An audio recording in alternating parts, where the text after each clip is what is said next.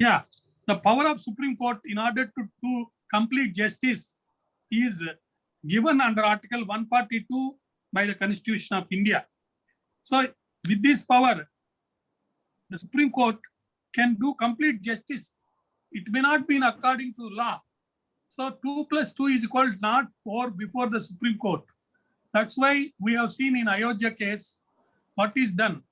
The dispute is in respect of site, but the Supreme Court passed an order by exercising the power under Section 142 in order to avoid any disputes by giving some part of the site to somebody and for other communities somewhere else.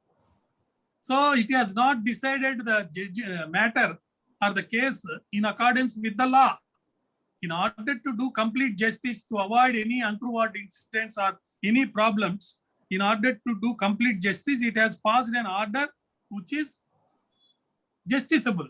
So this power is given under Article 142. Then we discussed about the President's power to consult the Supreme Court to give his opinion. Then important is Article 144.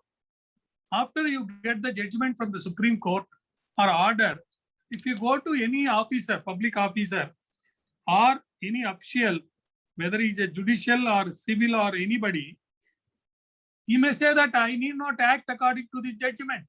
That's why Article 144 is created. It says civil and judicial authorities to act in aid of the Supreme Court.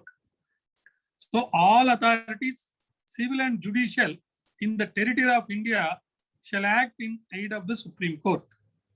So this is what under Article 144. Then 145 says the Supreme Court, subject to the provisions of any law made by Parliament from time to time with the approval of the President, can make rules on several aspects. Then officers and servants and the expenses of the Supreme Court under what 146, it says that the Supreme Court can appoint the staff necessary for its functioning and any officers or servants, and the expenses also the Supreme Court will decide. But the President of India by rule require that the Supreme Court shall do it after consultation with the Union Public Service Commission.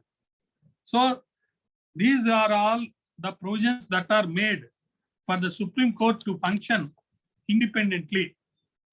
And also under Article 147, in respect of interpretation of what is Constitution of India, it is mentioned that in this chapter 4 and also chapter 5 of part 4, part 6, of all the previous acts, 1935 Government of India Act and previous Council Act, then Independence Act 1947, or any order made thereunder, Constitution means all references to any of these acts, the word got same interpretation.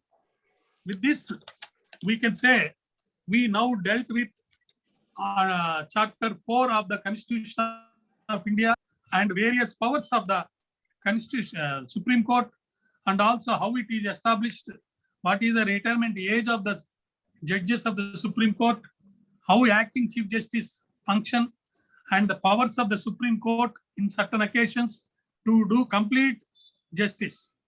With this, let us go now about see how relevant factors we can know about Indian judiciary, what is the role of judiciary, its structure, organization, and functioning. Now we understand what is called Indian judiciary. Then we are now going and seeing how it works from upper level Supreme Court to till the end of lower courts. So introduction to the Indian judiciary. The judiciary is that branch of the government that interprets the law, settles disputes, and administers justice to all citizens. So the functioning of the judiciary is to interpret the law, settle the disputes, and do justice to all by administering the justice to all. So It is the watchdog of democracy and also the guardian of the constitution. For democracy to function effectively, it is imperative to have an impartial and independent judiciary. We have impartial and independent judiciary because after appointment of a judge, nobody can interfere with that judge's functioning, even the court functioning. Staff also appointed by the Chief Justice of India. Rules also made. Powers of the Supreme Court are clearly defined. In certain occasions, it has got power to do of passing any judgment or decree to do complete justice may not be in according to with law. So what do you mean by independent judiciary? Indian judiciary is independent. It means that the other branches of the government, namely the executive and the legislature, does not interfere with the judiciary's functioning. This is important. The other two important wings, that is executive and legislature, has no role to play in order to interfere with the judiciary's functioning. It is respected, the functioning of the judiciary or its decisions are respected and not interfere with by the other organs. So the judges can perform their duties without fear or favor. But at the same time, independence of the judiciary also does not mean that the judiciary functions arbitrarily and without any accountability. It is accountable to the constitution of the country. So who has made the constitution of the country? The people of this country resolved to constitute India into a sovereign socialist democratic republic. So the judiciary, rather Indian judiciary, is accountable to the constitution of the country. That is accountable to the people of the country.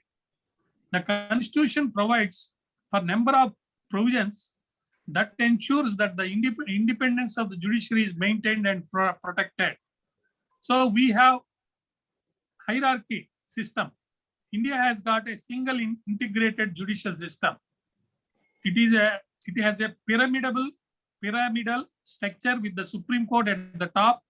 High courts are below the Supreme Court, and below the high courts are the district and subordinate courts. The lower courts function under the direct supervision of the higher courts. So we can say the High Court under Article 227 or so controls and reviews the functioning of the various courts within the state. Likewise, the Supreme Court controls all the high courts and also lower courts only in respect of its functioning. Administration side, judicial side again, by way of appeals and reviews and revisions only, the court has got power. So apart from the above structure, there are also two branches of the legal system, which are criminal law and civil law. Then already we discussed about the powers of the Supreme Court. Original power, appellate and advisory power. You know, original power means Supreme Court itself exercising jurisdiction directly. That is under Article 32, you can go and file a writ under Article 32 directly. That is original jurisdiction. Appellate means from lower courts going to higher courts. Then advisory jurisdiction means the President of India taking advices from the Supreme Court. The jurisdiction of the Supreme Court is mentioned in Articles 131, 133, 136 and 143 of the Constitution. The role of the judiciary is various functions. One is administration of justice. Second is creation of judge case law. Third is guardian of the Constitution. Fourth is protector of the fundamental rights. You have understood all these things. Then supervisory functions. That is, the higher courts also perform the function of supervising the subordinate courts in India. Advisory functions. It can give its advisory opinions on constitutional questions. This is done in the absence of disputes and when the executive so desires. Actual dispute has not arisen, it has not come before the court, But if the executive, that is the President of India, wants to have a desire to have an opinion, it can approach and ask for exercising the power of Supreme Court and give its advice. This is called advisory functions. Then administrative functions. It also has got power of special role in a federation. We have got federal system, that is central and state.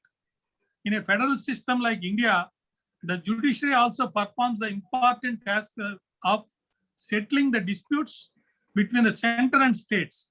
It also acts as an arbitrator of the disputes between the states. So another power is it is conducting judicial inquiries. Judges normally are called to head commissions that inquire into cases of errors or omissions in the part of public servants. So with this, I can say today we have discussed about Indian judiciary, particularly of the Supreme Court, and how courts are independent, how the courts are functioning. With this, I conclude, sir. If any questions are there in respect of this, you can ask. In the next session, we will discuss